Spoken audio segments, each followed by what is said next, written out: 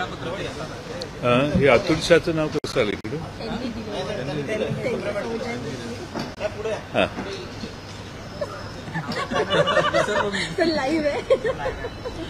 इथं नाव इथं लिहिलंय. अध्यक्षांकडून एक नवीन वेळापत्रक जाहीर करण्यात आलं. समोरच्या बाजूने अजित पवार यांच्या गटाकडून मुदतवाढ मागण्यात आली. आमच्या वकिलांनी त्याला विरोध केला, पण अध्यक्षांनी त्यांचा निर्णय घेतला आणि त्यांनी आता 23 तारखेपासून हिअरिंग ठेवलेलं आहे.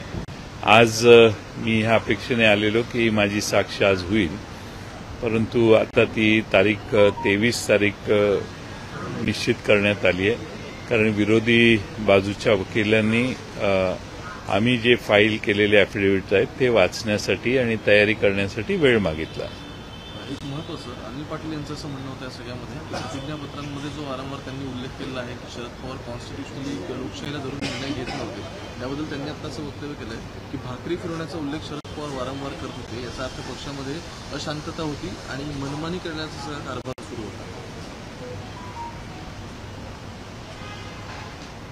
अनिल पाटील 2019लाच आमच्या पक्षात आलेले आहेत, त्यामुळे भाकरी फिरवण्याचा आणि त्यांचा काही संबंध येण्याची आवश्यकता नाही आहे, कारण तेच मुळात अजून आमचा पक्ष कसा चालतो याची माहिती त्यांना नाही आहे.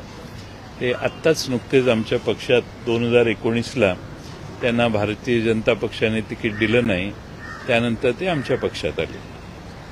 सर, त्यानंतर जर आपण पाहिलं तर मग त्यांच्याकडून नवीन कागदपत्र देखील दाखल करण्यात आलेली आहे आता, त्यामुळे त्याच्याकडे नवीन कागदपत्र दाखल करण्यात आलेली आहेत. त्याबद्दल आमच्या वकिलांनी ती कागदपत्र पाहण्यासाठी मागितलेली आहेत आणि त्यासाठी अध्यक्षांनी मान्यता दिलेली आहे. त्याप्रमाणे ती कागदपत्र जी नवीन दाखल केलेली आहेत ती पाहण्यात येतील. मधल्या काळात काही आमदार जे आहेत त्यांचं शपथपत्र काही लोकांना तिकडे सादर केलं, काही लोकांना इकडे सादर केलं अशी परिस्थिती होती. आता नवीन शपथपत्र सादर करण्यात आले अशी देखील माहिती मिळते. काय माहीत नाही मला काय सादर करण्यात आले आणि कुणी सादर केलेले आहेत. विधानसभेचे सदस्य काही इकडे, काही तिकडे, काहींनी मग तिकडे जाऊन पुन्हा इकडे अशी वेगळी भूमिका घेतलेल्या आहेत. त्याप्रमाणे आज जे दाखल करत असतील ते आज काय कुणी केले मला माहीत नाही, पण ते पाहावं लागेल. मनोज जरांगे आता मुंबईच्या दिशेने यायला निघालेले आहेत. त्यांच्या मागणी ज्या आहेत ते पूर्ण होऊन झालेल्या नाहीत, त्यामुळे आक्रमक पवित्र त्यांना घेतला. 26 तारखेला मुंबईला सर्वांना चला असं देखील एक त्यांना सर्व समाजाला उद्देशून म्हटलेलं आहे. सरकारने वारंवार आश्वासनं दिलेली आहेत. मनोज जरांगेंनी देखील मुख्यमंत्र्यांशी बोलून वेगळ्या वेळा ठरवलेल्या आहेत आणि त्या सगळ्या वेळा टळून गेलेल्या दिसत आहेत. आणि मनोज जरांगे यांनी सरकारला मुदत दिलेली होती, ती मागच्या वेळची मुदत वाढ देण्याचं काम देखील झालं. आता 24 तारीख पुन्हा दिलेली होती, त्याप्रमाणे आता त्यांना आजच माननीय मुख्यमंत्री महोदयांनी आवाहन केलेलं माझ्या पाहण्यात आलं. त्यामुळं मुख्यमंत्र्यांच्या आव्हानाला ते कसा प्रतिसाद देत आहेत त्यावर ठरेल. 25 तारखेला तुम्ही असं सांगितलं की 25 तारखेला तुम्ही लोकसभा निवडणुकांसंदर्भातल्या जागा वाटपाच्या चर्चेसाठी जाणार आहात. तर सांगलीची जागा मागच्या वेळी मित्रपक्षाला म्हणजे काँग्रेसला सोडली होती, तर ती स्वाभिमानीकडे गेली. यंदा सांगलीच्या जागेवरती राष्ट्रवादीचा दावा असेल. मला असं वाटतं की अशा इंडिव्हिज्युअल जागांच्या विषयी जाहीर भूमिका मांडणं हे आमच्या महाविकास आघाडीच्या चर्चेत अडथळा ठरू शकतं. पण तुम्ही म्हणताय त्यात काही तथ्य आहे.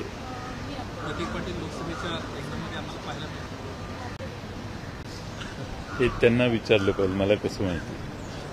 सर, आज पूरा शेड्यूल किया गया कब कौन सी सुनवाई, लेकिन जिस तरीके से लग रहा है कि शायद इसके बाद ही जो है अंतिम फैसला जो है दे पाएंगे.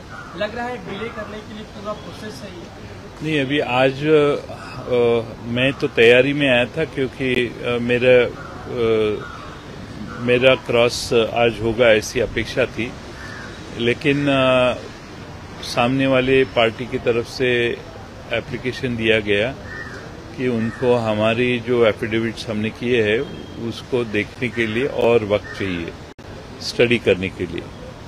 तो हमने उसको विरोध किया, हमारे वकील जो थे उन्होंने विरोध किया।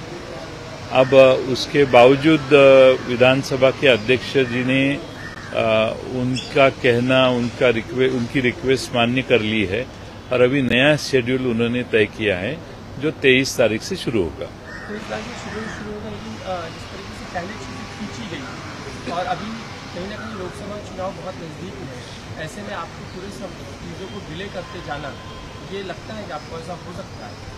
हाँ, ऐसा है कि इसको काफ़ी 6 महीने हुए हमारी डिफेक्शन को। हमने पिटीशन फाइल करके 6 महीने हुए। जिस दिन डिफेक्शन हुआ, यानी जिस दिन मंत्रिमंडल में हमारे कुछ लोग शामिल हुए, उसी दिन हमने डिस्क्वालिफिकेशन जो पिटीशन सबमिट किया है इलेक्शन कमीशन ऑफ इंडिया को, उसके बारे में इन्फॉर्म किया है और अब 6 महीने के बाद हियरिंग हो रहा है। वैसे तो हमने डिस्क्वालिफिकेशन पिटीशन जब सबमिट किया था उसी वक्त 15-20 दिन में उसके ऊपर सुनवाई होने की आवश्यकता थी। वही बात शिवसेना की हुई है और काफ़ी दिन हो गए। अब उनके बारे में तो 1 साल भी गुजर गया है और इसीलिए डिले तो इतना हुआ है। ऐसा लगता है कि पार्लियामेंट के इलेक्शन की राह देख के ये टाइम टेबल बनाया जा रहा है, ऐसा कभी कभी लगता है। इलेक्शन कमीशन का जो फैसला शिवसेना के बारे में आया था, उसी को आधार मानकर उन्होंने शिवसेना पार्टी को शुरू दी थी और जो उन्होंने संविधान था इलेक्शन कमीशन के पास, उसी को आधार माना। आपके बारे में अब तक फैसला आया नहीं है, आपके लिए शायद एक अच्छी बात हो सकती है अभी तक, लेकिन इलेक्शन कमीशन का अगर फैसला आता है तो लगता है कि फिर से नई चीज़ें शुरू होंगी, क्योंकि अब तक आप फैसले का इंतजार तो आप इलेक्शन कमीशन के में हमारी पार्टी के बारे में सुनवाई हो चुकी है और उन्होंने वो ऑर्डर के लिए क्लोज किया है। इसका मतलब है कि कभी भी उसकी इलेक्शन कमीशन ऑफ इंडिया की ऑर्डर बाहर आ सकती है और उनका फैसला कभी भी आ सकता है। अजीत पवार की जो कुछ दिनों पहले एक महिला सभा हुई थी, महिला मिलावा हुआ था, उसमें उन्होंने एक वक्तव्य किया था कि मैंने जब कोई शब्द दिया है, जबान दी है, उसका मैंने पालन किया है, मैं उससे अभी फिरा नहीं। लेकिन कुछ लोग सिर्फ बातें करते रहते हैं, चीज़ों को करते नहीं। आपके एनसीपी हैंडल से ट्वीट किया गया, उनको कहीं ना कहीं ट्रोल किया गया, उनके वक्तव्य को आगे बढ़ाया गया कि किस तरीके से उन्होंने अपनी कहे हुए शब्द को घुमाया है। लग रहा है दादा लगातार जो पहले कहते थे प्रधानमंत्री मोदी हो या बीजेपी के बारे में, अब उनकी भाषा बिल्कुल बदल गई, उसको आप जनता के सामने लाना चाहते हैं। सवाल क्या है? सवाल यह है कि अगर अजीत दादा पवार अगर महिला मेलावे में अगर ये कहते हैं कि वो अपने शब्दों पे अभी भी कायम है, तो आप ये बताने की कोशिश कर रहे हैं कि अपने शब्दों पे कायम नहीं है, लगातार उनके वक्तव्य और उनका जो स्टैंड है वो बदला है शामिल होने के बाद।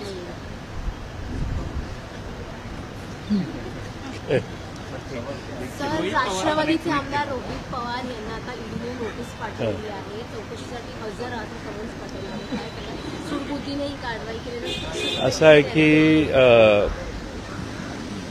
त्यांना नोटीस आलेली आहे आणि मला खात्री आहे की रोहित पवार हे त्या नोटिसीला समर्पक उत्तरं देतील। रोहित पवार हे राजकारणी होण्याच्या आधी अतिशय उत्तम असे उद्योजक होते आणि त्यांनी चांगल्या प्रयत्नातून त्यांच्या कंपन्या महाराष्ट्रात त्यांच्या भागात उभ्या केलेल्या आहेत। आता त्यावर ईडीने कारवाई केलेली आहे। ईडीने कोणती माहिती मागितली त्या सर्व माहित्या उपलब्ध करून देण्याचं काम निश्चितपणाने रोहित पवार करतील आणि ईडीच्या कोणत्याही कारवाईला समर्थपणाने ते उत्तर देतील असा मला विश्वास आहे।